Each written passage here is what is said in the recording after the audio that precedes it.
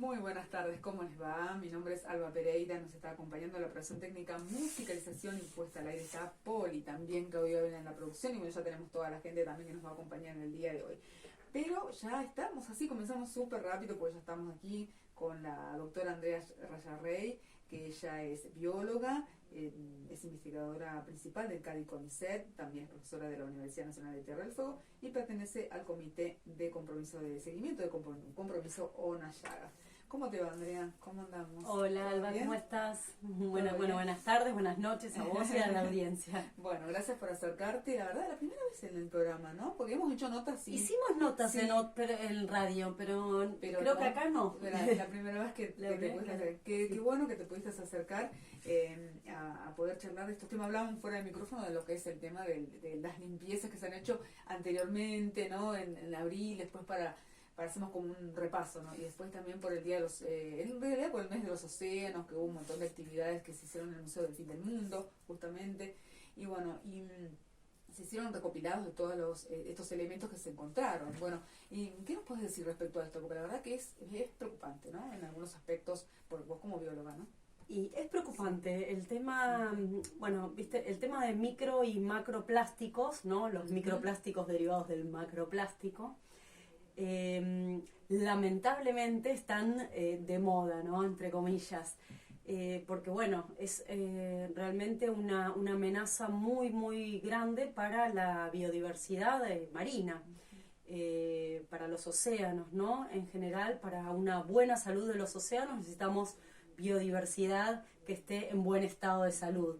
Y lamentablemente los plásticos están perjudicando a la fauna marina. Desde el compromiso ONAYAGA, como decíamos, nosotros organizamos campañas de limpieza, y las campañas de limpieza son de limpieza y concientización, ¿no? Porque la idea es visibilizarlo para ver qué podemos hacer cada uno de nosotros, ¿no? Una cuestión es levantarlo, que es, justo estábamos hablando hoy con algunas otras personas, como Sabrina Kisman del compromiso, y decíamos, ¿hace cuánto lo hacemos?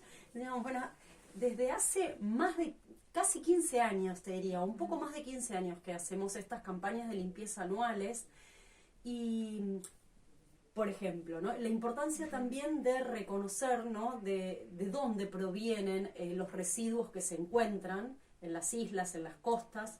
Es importante para ver después, bueno, ¿qué hacemos con eso, no? Si hay más de dónde viene más, el conocer el origen de la basura es importante para poder tomar decisiones de manejo. Claro. Por ejemplo, ¿no? Así algo anecdótico, pero hace 15 años sacábamos un montón de telgopores de las fábricas, de hace tiempo, ¿no? Sí. Por suerte, a lo largo de los años fuimos levantando, y había telgopor, pero abajo de una capa bien grande de tierra y pasto, ¿no?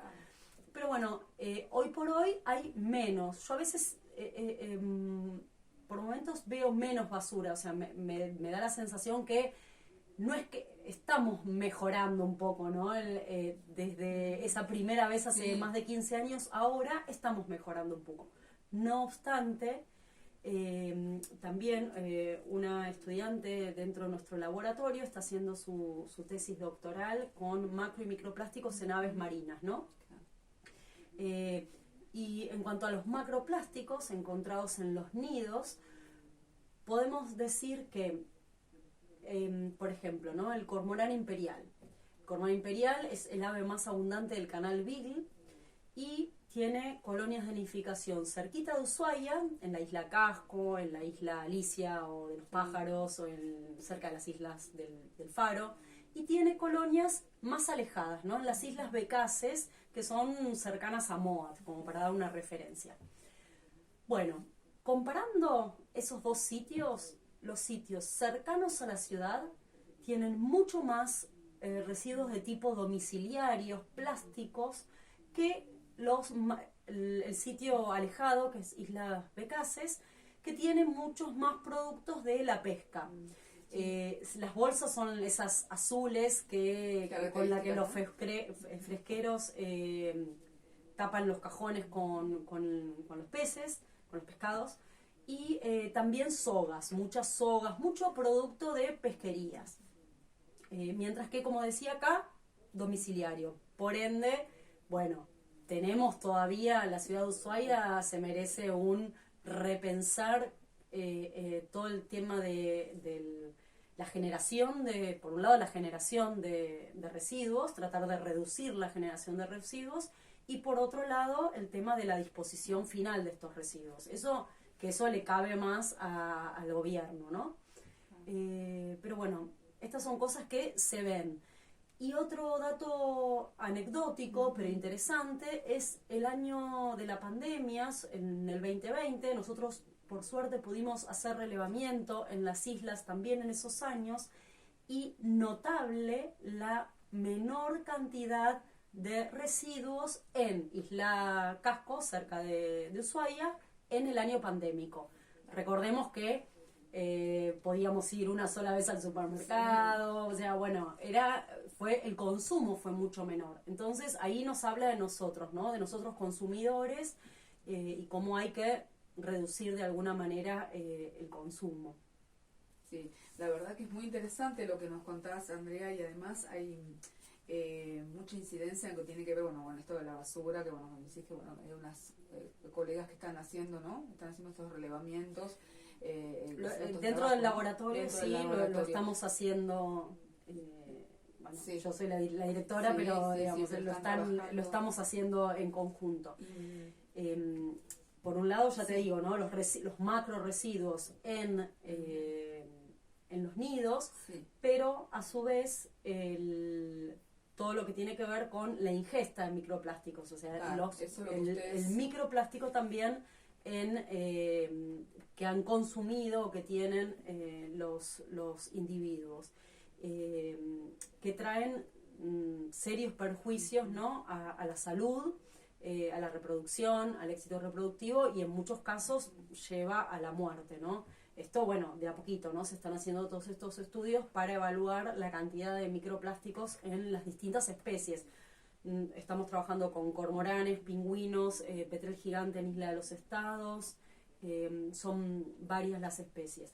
Otra cosa anecdótica, pero también este año, todos los eneros hacemos unos muestreos de pichones en las distintas islas a lo largo de todo el canal.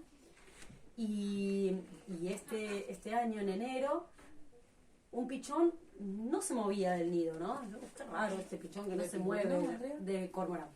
No se movía del nido. Y cuando lo fuimos a agarrar para tomarle una muestra de sangre, que es el muestreo anual que hacemos, el pichón estaba con su pata enroscada a una soga de pesquería, la típica soga de pesquería, de pesquería de barcos, verde, y esa soga estaba enganchada, se había cementado al nido que los padres hacen con guano, tierra, y estaba como cementada. Entonces, claro, se le había enganchado la pata y no podía moverse. Bueno, finalmente tuvo la suerte que, como lo íbamos a muestrear, lo pudimos liberar, y no sabemos después el destino.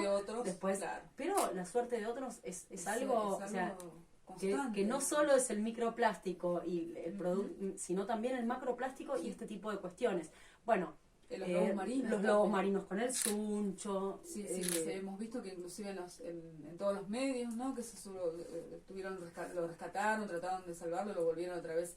Creo que es Mundo Marino, me parece que creo que fue con todo lo difícil que es eso, ¿no? Porque un lobo marino vos intentás, sobre todo en islas, lo tenés que sedar para poder agarrar al animal, y si no es fácil, lo sedás, se tira al agua, tenés que no se ahogue, tenés que tener un buzos para poder agarrarlo. Bueno, es todo muy complejo. Por eso que esto es muy complejo. Es complejo, y es la importancia de pensar, bueno, nosotros, ¿qué podemos hacer? Ese es el punto crucial, ¿no? Ese es el tema, ese es el punto principal. Y además hay que pensar también esto, por eso que queríamos charlar con vos, Andrea, porque hay que concientizar, muy bien vos lo decís, ¿no? Esto cada vez que ustedes hacen las limpiezas, que realizan, y que hay cambios en los elementos que encuentran. Y hoy por hoy también está el cambio climático, ¿no? Que está causando también que estamos haciendo todo esto no sé si ustedes dentro de lo que es el laboratorio lo trabajan también, pero es algo que son temas que hoy por hoy están como en boga, hablándose mucho esto del cambio climático. Sí. Ustedes también están relacionando un poco esto, el cambio también de los pingüinos, porque trabajamos mucho con los pingüinos, con todo tipo de aves de fauna marina, ¿no? Sí, nuestro laboratorio trabaja en cuestiones demográficas, tróficas y todas las cuestiones de amenazas antrópicas, ¿no? Y cómo afectan a los distintos individuos. En particular trabajamos en algo que nosotros lo llamamos vulnerabilidad, ¿no? Vulnerabilidad de las especies a distintos estresores. Uno de esos estresores es el cambio climático. Bueno, distintas especies mirado desde distintos ángulos, ¿no? Por un lado, la exposición de cada una de estas especies al cambio climático, teniendo en cuenta de dónde están las colonias, la ubicación, muy cerca, muy lejos de la costa, tema del nivel del cambio climático, aumento del nivel del mar. Luego, dónde los movimientos, las aves marinas se alimentan en el mar y entonces los distintos lugares a donde ellas van a buscar su alimento tienen distintas exposiciones al cambio climático. Hay lugares más y menos que han sufrido o que van a sufrir, de acuerdo a las predicciones, mayor o menor exposición. Todo esto es importante tenerlo en cuenta a nivel de exposición. Y luego está la sensibilidad de las especies. Hay especies que son más plásticas. Plásticas quiere decir que la especie puede adaptarse, ¿no? Tiene mayor capacidad adaptativa para estos cambios. Por ejemplo, cambia la cantidad de las especies que ellos consumen otros. Esto es, decimos, es una especie plástica. Hay otras especies que no son tan plásticas, que tienen que comer una determinada presa en particular. Entonces, si baja la cantidad de esa presa por cambio climático, por pesquerías o por algún estresor, entonces distintas especies tienen distinta sensibilidad, distinta capacidad adaptativa y a su vez están expuestas a distintos niveles con el cambio, producto del cambio climático. Con esto lo que uno intenta hacer es un índice en función de la exposición, la sensibilidad y la capacidad adaptativa. Y con esto tenemos distintas vulnerabilidades para las distintas especies y aún para las distintas colonias, porque a veces quizás no es una especie, toda la especie, pero sí hay colonias más susceptibles que otras. Y bueno, eso es una línea que estamos trabajando. Qué bien. Y además, bueno, esto te lo preguntaba con relación porque información que llegaba también, bueno, esto lo que tiene que ver con una ONG, una fauna marina que murieron de hipotermia provocada por la falta de alimentos, varios pingüinos, ¿no? Durante su migración anual desde la Patagonia Argentina hacia el sur de Brasil. Información que así justo se veía, ¿no? Porque tuitean mucho, pero bueno, esa es una información que llegó así respecto a ¿no? lo que está provocando esto de mueren por inanición, por un montón de factores, que es justo lo que estás explicando, ¿no? Sí, bueno, en el año, fue en el 2016, digamos es como la más reciente, hubo una mortalidad muy grande de pingüinos penacho amarillo. Eran en su mayoría todos aparecieron muertos en las costas en la costa norte de Tierra del Fuego y también a lo largo de Santa Cruz. Por análisis genéticos que les hicimos, sabemos que todos pertenecían a las poblaciones de Malvinas, no a la de Isla de los Estados, que tienen migraciones distintas, ¿no? Se dispersan en distintos lugares, utilizan distintas masas de agua.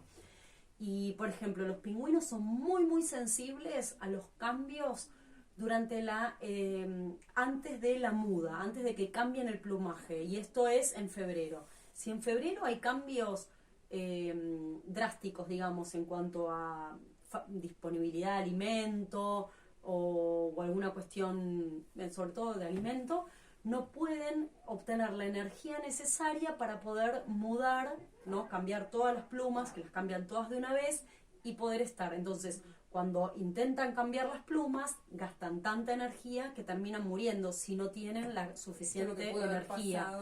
Eso puede haber pasado, ¿no? Sobre todo el periodo premuda es muy, muy sensible y el invierno también. O sea, si en el invierno no pueden comer lo suficiente, no llegan en buen estado a la etapa reproductiva. Pueden no reproducir ese año o pueden a veces reproducir, pero es tan costoso también energéticamente que termina siendo perjudicial para la supervivencia de los individuos. Claro, seguramente que habrá sido esto en cuestión de las costas de Brasil, bueno... seguramente, sí, hay varios cambios, ¿no? Y ahora lo estamos evaluando, de hecho también estamos trabajando con oceanógrafos, ¿viste? Está buenísimo esto de trabajar interdisciplinarmente, ¿no? Qué bueno, en uno de nuestros estudios trabajamos con meteorólogos para cuestiones de predicción y con oceanógrafos también, ¿no? Para ver esto, ¿no? ¿Qué lugares del océano son más, están más expuestos o son más sensibles también, así como las especies son más sensibles, las masas de agua al cambio climático, y buscar lugares que son más resilientes, ¿no? Que sufren menos cambios, para también eso solaparlo de alguna manera con los movimientos de los animales y poder tratar de establecer y poder dar al menos algunas líneas para poder manejar eso, ¿no? Para poder gestionar nuestros recursos y tratar de dar una dirección en cuanto a qué hacer para poder evitar, ¿no? Estas mortalidades masivas, etcétera, ¿no? ¿Cómo se puede tratar de resolver? En etapas investigativas, por supuesto, pero bueno, te quería también así como preguntar respecto a esto, ¿no? Porque puede ser que sea así, que sea estas cuestiones que bueno, por supuesto hay que seguir investigando y ustedes son los que lo realizan. Y muchas veces el cambio climático, a ver, es complicado de solucionar, ¿no? De buscar una solución. Por ejemplo, no sé, si caen muchos animales en las pesquerías, bueno, lo podés cortar fácil, ¿no? Bueno, no se pesca, o no se pesca acá, o no se pesca allá. Eso, hay cosas que se pueden manejar de alguna manera. Y hay otras, como el cambio climático, que es muy difícil, ¿no? Muy difícil. Yo me acuerdo que pero hace mucho, te estoy diciendo, hace casi 20 años, habíamos dicho, bueno, a ver, amenazas, ¿no? En las distintas especies. Estábamos en una reunión de la Unión Internacional para la Conservación de la Naturaleza haciendo el assessment, viendo cómo estaba cada población. Claro, entonces decíamos, ¿qué se puede hacer por el cambio climático? Y entonces estaba bien grande la palabra stop climate change. Y bueno, como parar el cambio climático, ¿viste? Es como que es muy difícil eso, pero hay que estudiarlo, hay que ver, porque sí podemos hacer algunas cosas, como por ejemplo, no sé, gestionar áreas protegidas o áreas de usos especiales, donde en las zonas donde los animales se alimentan, por ejemplo, o podemos reducir el estrés de otras actividades, como puede ser la pesca, la contaminación por plásticos, ¿no? Para poder, sobre todo las especies que están que son muy vulnerables al cambio climático, tratar de mitigar por otro lado. Bueno, Andrea, la verdad que es un placer charlar, estaría horas charlando con vos, un placer tenerte aquí en el programa, poder desasnarnos un montón de cosas y después, bueno, obviamente vamos a seguir charlando sobre estos temas, porque hay mucho tema por hablar, pero bueno, ya nos adelantás que va a haber actividades en septiembre, ¿no? ¿Querés adelantarnos un poquitito? Dale, sí, nuestro laboratorio va en septiembre, del 3 al 9 de septiembre, vamos a Viña del Mar, que está la Conferencia Internacional de Pingüinos. Esta conferencia se hace cada 3 años, este año es cada 4 porque por la pandemia lo extendieron un año más, pero bueno, vamos todo nuestro laboratorio al congreso a exponer distintos trabajos, así que bueno, cuando quieras venimos y para por ahí después, así contamos un poquito los distintos estudios, las distintas líneas de trabajo. Muy bueno va a estar eso. Y también vas a estar o participando en charlas también en lo que va a ser el Congreso de Cambio Climático, el Simposio de Cambio Climático. Septiembre está full, septiembre a full. A fin de septiembre está el Congreso de Cambio Climático Provincial.